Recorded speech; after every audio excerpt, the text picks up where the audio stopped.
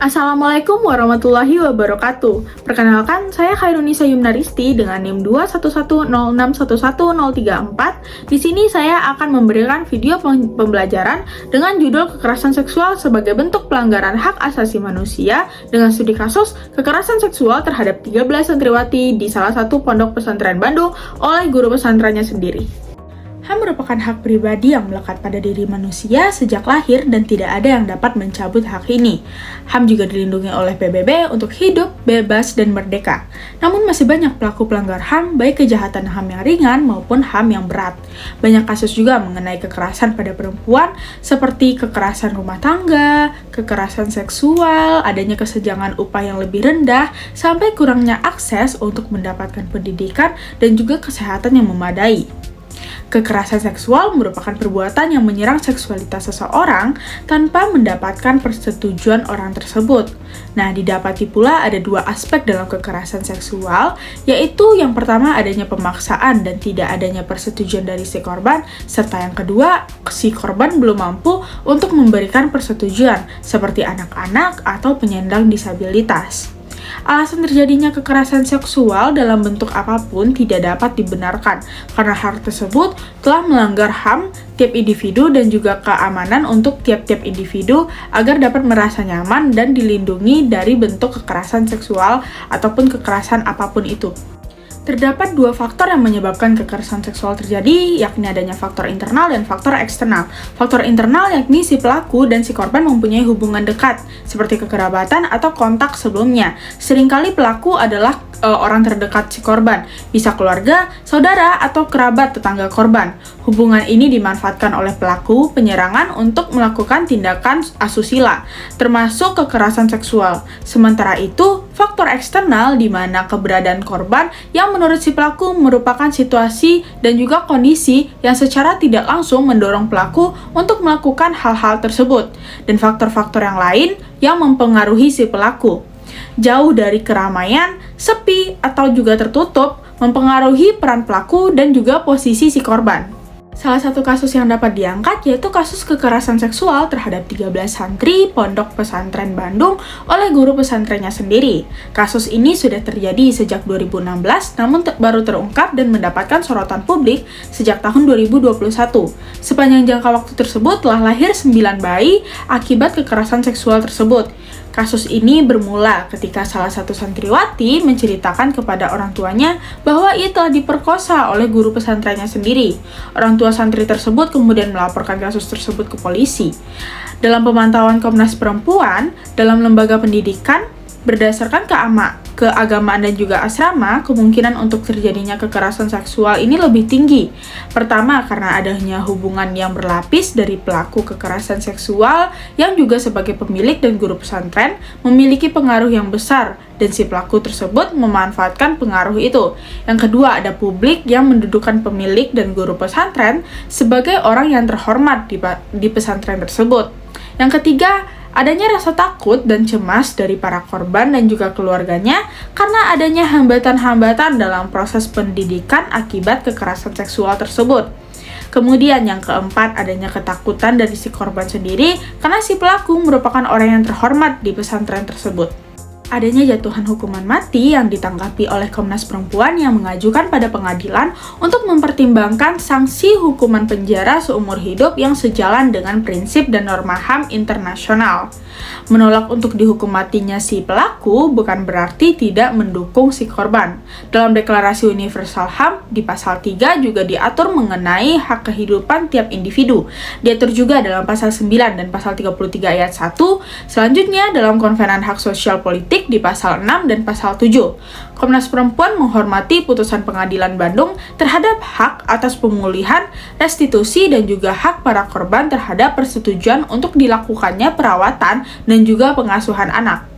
Dalam kasus kekerasan seksual di salah satu pesantren Bandung oleh guru pesantrennya sendiri terhadap 13 santriwatinya termuat dalam pasal 293 KUHP di mana si guru pesantren atau pelaku menyalahgunakan kekuasaannya untuk melakukan kekerasan seksual karena si pelaku tersebut adalah orang yang terpandang dan terhormati di pesantren tersebut.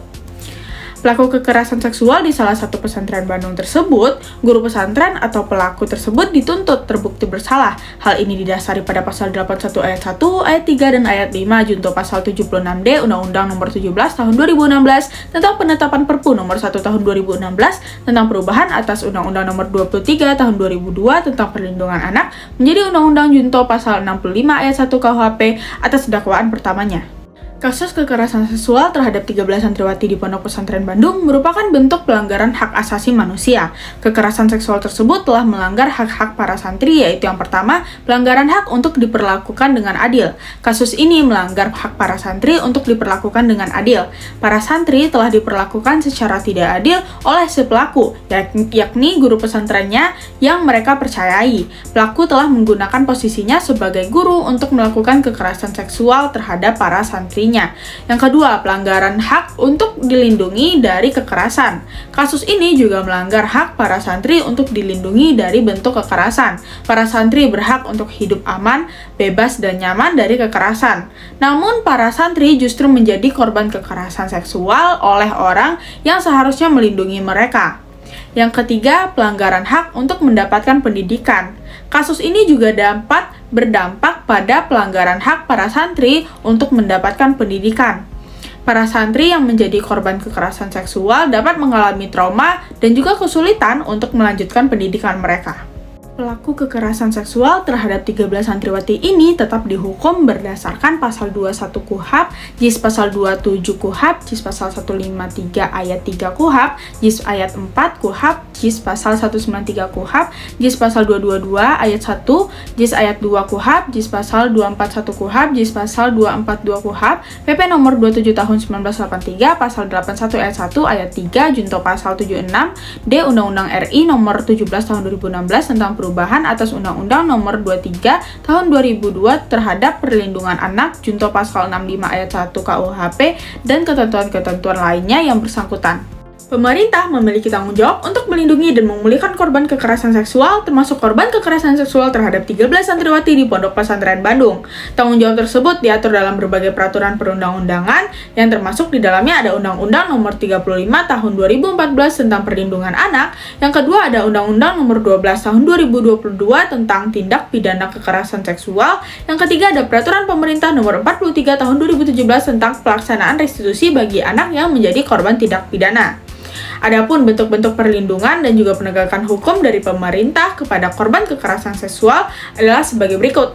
Yang pertama ada jaminan keselamatan korban dan keluarga korban. Yang kedua ada pelayanan kesehatan dan rehabilitasi sosial. Perlindungan khusus diberikan dalam bentuk layanan kesehatan korban dan rehabilitasi sosial yang diberikan kepada korban oleh P2T P2A. Yang ketiga memberikan bantuan hukum. Yang keempat bantuan integrasi terhadap korban. Yang kelima pelaku diadili dengan Undang-Undang Nomor 35 Tahun 2014 perubahan atas Undang-Undang Nomor 23 Tahun 2002 tentang perlindungan anak. Berikut adalah beberapa rekomendasi untuk meningkatkan tanggung jawab perlindungan dan pemulihan yang dilakukan pemerintah pada korban kekerasan seksual, khususnya korban kekerasan seksual terhadap anak. Yang pertama, peningkatan kapasitas aparat penegakan hukum. Pemerintah perlu meningkatkan kapasitas aparat penegakan hukum, khususnya dalam menangani kasus kekerasan seksual terhadap anak. Yang kedua, ada peningkatan akses korban terhadap layanan pemulihan. Pemerintah perlu meningkatkan akses korban terhadap layanan pemulihan, termasuk layanan psikologis, hukum, dan juga layanan sosial. Yang ketiga, peningkatan kesadaran masyarakat tentang kekerasan seksual. Pemerintah perlu meningkatkan kesadaran masyarakat tentang kekerasan seksual melalui sosialisasi dan juga edukasi. Dengan meningkatkan tanggung jawab, perlindungan dan juga pemulihan yang dilakukan pemerintah, diharapkan korban kekerasan seksual, khususnya korban kekerasan seksual terhadap anak, dapat mendapatkan hak-haknya dan juga dapat pulih dari trauma yang dia alami. Maka kesimpulan yang dapat kita ambil terhadap video pembelajaran dan juga kasus kekerasan seksual terhadap 13 santriwati di Pondok Pesantren Bandung merupakan bentuk pelanggaran hak asasi manusia. Kekerasan seksual tersebut telah melanggar hak-hak para santri, termasuk hak untuk diperlakukan dengan adil, hak untuk dilindungi dari kekerasan, dan juga hak untuk mendapatkan pendidikan. Kasus ini juga menunjukkan bahwa kekerasan seksual dapat terjadi di mana saja, termasuk lingkungan pesantren pesantren yang seharusnya menjadi tempat yang aman bagi para santri. Untuk mencegah terjadinya pelanggaran HAM seperti kasus tersebut, perlu dilakukan langkah-langkah berikut. Yang pertama, ada peningkatan kesadaran masyarakat tentang kekerasan seksual, di mana masyarakat perlu memahami bahwa kekerasan seksual adalah bentuk pelanggaran hak asasi manusia yang harus dihentikan. Yang kedua, peningkatan perlindungan terhadap anak dan juga perempuan. Anak dan perempuan merupakan kelompok yang rentan terhadap kekerasan seksual. Oleh karena itu, mereka perlu mendapatkan perlindungan yang lebih dari negara dan juga dari masyarakat. Yang ketiga, ada peningkatan pengawasan terhadap lembaga pendidikan, termasuk pesantren. Lembaga pendidikan perlu didorong untuk menerapkan standar keamanan yang tinggi untuk melindungi anak, terkhususnya anak perempuan, dari kekerasan seksual. Sekian video pembelajaran yang dapat saya jelaskan. Saya harap video ini dapat mengedukasi. Sekian, terima kasih. Wassalamualaikum warahmatullahi wabarakatuh.